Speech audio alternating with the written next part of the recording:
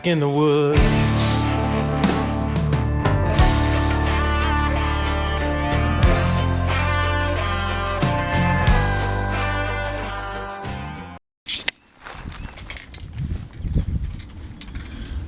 Morning guys, Dave Canterbury from the Pathfinder School back with another journal of the Yurt. Now that spring has come, we are going to do a little bit of maintenance in the Yurt. There's some improvements I want to make to the stove area and the cooking area inside this Yurt to make it a little bit safer as well as a little bit more livable and functional for me. I've got some high temperature paint right here. I'm going to paint the stove after I scrub it off and sand it off a little bit from some of the rust. And then I'm going to remake this fire pit in here. Right now I'm just using a piece of flat metal like you would use underneath any wood stove in a house. I'm going to build an actual sand fire pit in here and actually put this stove in the sand pit, and I'll show you how I'm going to do that as we go. But I've got to clean some stuff out of my way first, get this stove out here and get it cleaned up too, so stay with me guys. You know, I feel like this stove really held up pretty good. I mean, it's got a little bit of surface rust on it and stuff, but that's to be expected because you're going to have rain leak inside there a little bit no matter what you do around the top of your stovepipe, so it's going to be damp. But I think overall, for what it is, it lasted pretty well. Now if I scrub this little surface rust off of it, throw some high temperature paint on here and get it fired up again, I think it'll be fine. I'm pretty impressed with this stove. I mean, all it is surface rust. Like I said, there's nothing even close to rusted through or pitted. It's in good shape.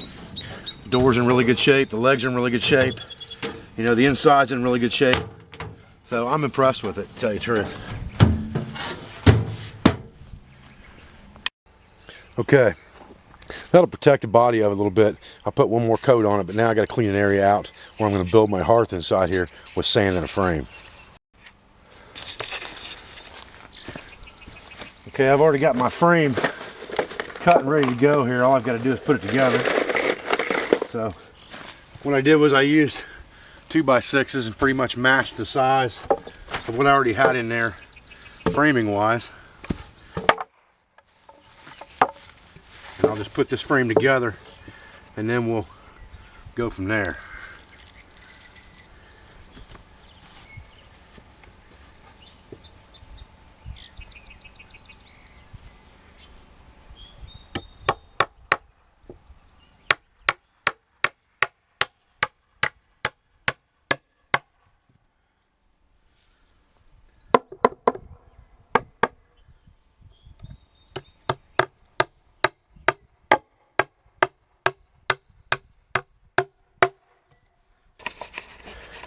Okay, so now that we've got our frame in, now what we got to look at is, you know, we got the same issue we've had all along.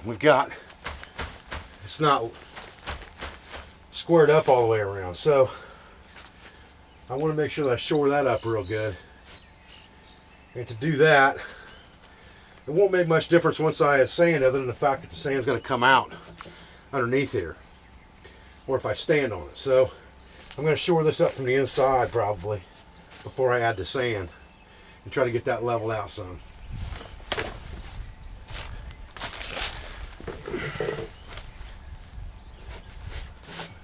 And I can do that with a couple of these slats that I've got laying around in here. Easy enough.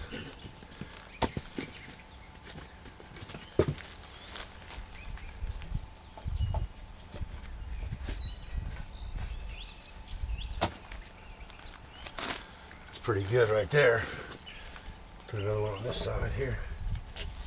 We'll probably have it.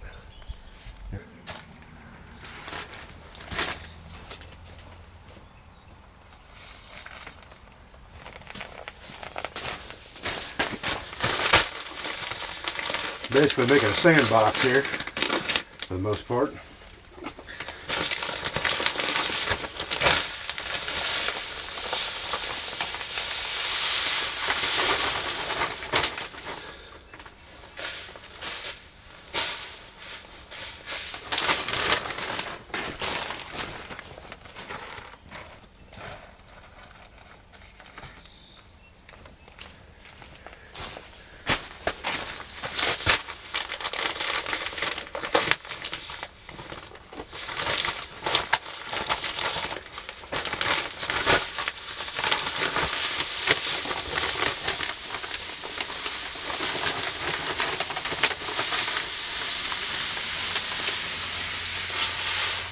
I got 5 of these 50-pound bags of sand. I'm thinking that that's going to be plenty in here. We'll find out. It's only $4 a bag or $3.50 a bag, something like that. This should be good. All right, get the rest of the sand in. Okay, now we got our sand bed in. Let's take a look at getting our stove back in here.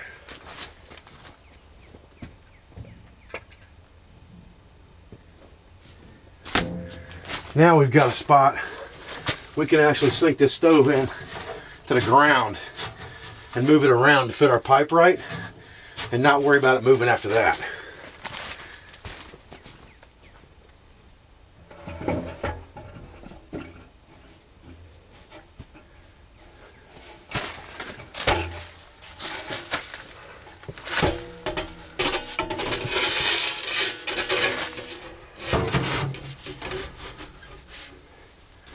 There we go. Now, sink her down a little bit into the sand. Open our flue. Now we got a good, stable platform. And we've got room in here for sparks or anything else to fly out. We've also got room to set hot things in the sand. Nothing's going to get burnt. Nothing's going to get hurt. It's not taking up that much room in the middle of the floor. I like it. It's good. This will be a good, safe platform to have in here now.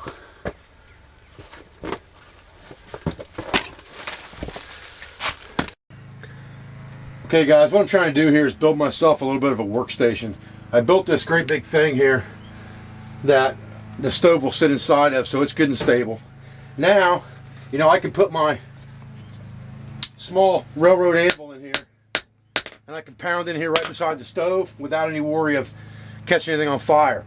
I've got another piece of wood that I've hammered to this corner right here, and with that, you know, now I've got this vise that I can put in here as well, and I can do other work in here at the same time, from bending metals in this vise to working on my flintlock, working on my guns, things like that, heat treating things. But I've got something I can use to hold things with, to bend them and manipulate them around with this small vise. And it gives me a third hand, and I can move that up and down anywhere I need to and take it off when I'm not using it. So what I've done is I've built myself a small workstation inside this yurt so that I can do a lot of more things now than I could do before.